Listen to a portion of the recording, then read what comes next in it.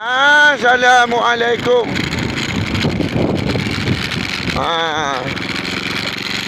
Selamat petang. Selamat tengah hari.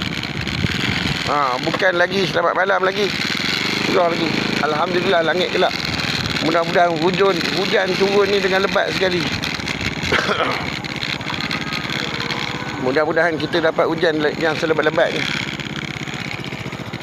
pada kali ni, insya-Allah. Ya Allah, kau turunkan hujan yang lebat, ya Allah, supaya kami ni dapat manfaat, dapat daripada rahmat tu, ya Allah. Pokok-pokok ni dapat rahmat, dapat manfaat pada air hujan ni, ya Allah.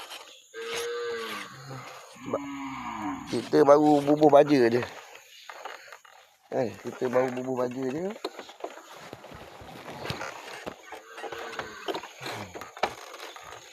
Dia ada dekat sana tu. Dia perjalanan gerak ke sana.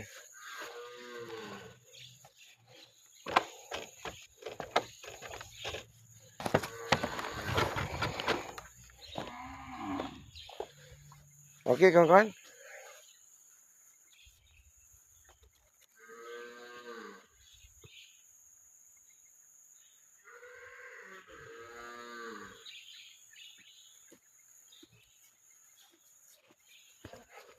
Kita nak kena cari kayu bakar ni, kawan-kawan.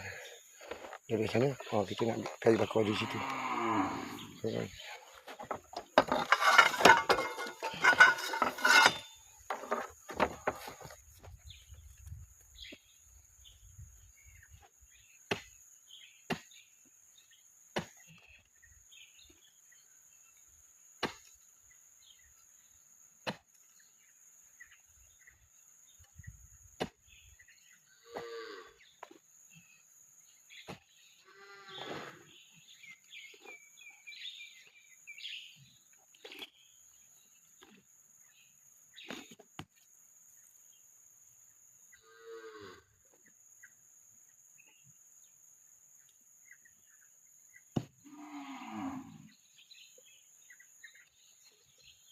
Okey.